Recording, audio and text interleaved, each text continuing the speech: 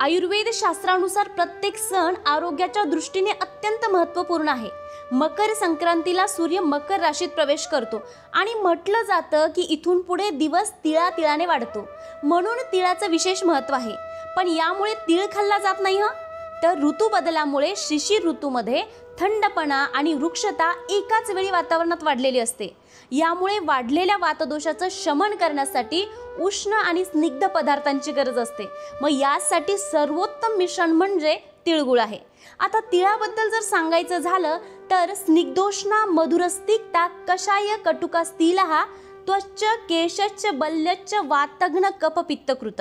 म्हणजे तीळ त्याच्या गुणांनी वातशामक बलकारक आहेच, पण सोबतच त्वचा, केस, मेंदू, हृदय आणि रक्तवाहिन्या आणि सोबतच स्त्रियांच्या आरोग्यासाठी सुद्धा अत्यंत हितकारक आहे। आता स्त्रियांचं आरोग्य किंवा स्त्री म्हटलं की सहजासहजी म्हटलं जातं हृदयी पान्हा नयनी पाणी स्त्री जन्मा तुझी कहाणी।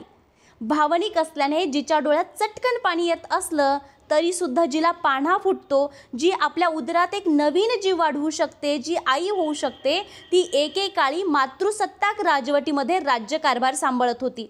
मुळातच जी गरोदरपणाच्या कळा सोसू शकते ना, ती जगातलं कोणतंही दुःख सहज पचवू शकते, इतकी मजबूत आहे। पण आज हीच मजबूत आणि सशक्त स्त्री मात्र थकली आहे, कुठल्या ना कुठल्या आजाराने ती ग्रासलेली आहे। मग यामध्ये व्हिटॅमिन B12 ची डेफिशियन्सी आहे, रक्ताची कमतरता आहे, हाडांचं दुखणं आहे, मासिक पाळीच्या समस्या आहे, अशा एक ना अनेक आजारांनी महिला त्रस्त आहे आणि महिलांचं आरोग्य आज जागतिक दर्जाचा प्रश्न बनलेला आहे। हाच विचार डोक्यात ठेवून आम्ही वेदस्पर्शने उपक्रम राबवलेला आहे दान संस्कृतीचं वाण आरोग्याचं। आणि या अंतर्गत आपण मोफत आरोग्य तपासणी शिबिर सुद्धा ठेवलं होतं।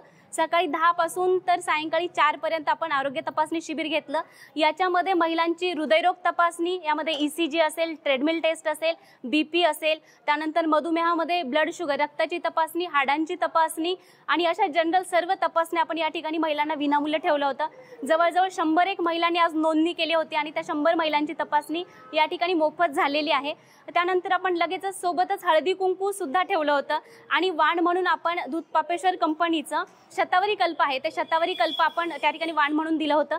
आता शतावरी कल्पच का दिलं तर याच्यामागे कारण असं आहे की आजकाल महिलांना व्हिटॅमिन B12 ची डेफिशियन्सी आहे, सारखा थकवा येत असतो, ॲनिमिया असतो, सारखं रक्ताची कमतरता असते आणि महिला थकल्यासारखे वाटत असतात, तर त्यांना एक एनर्जी मिळावी, व्हिटॅमिन B12 ची कमतरता भरून निघावी, हाडांचं पोषण व्हावं, यासाठी शतावरी कल्प, ज्यामध्ये शतावरी अश्वगंधा आणि अनेक पोषक अशा आयुर्वेदिक तत्वांनी बनलेलं शतावरी कल्प आपण वाण म्हणून दिलेला आहे।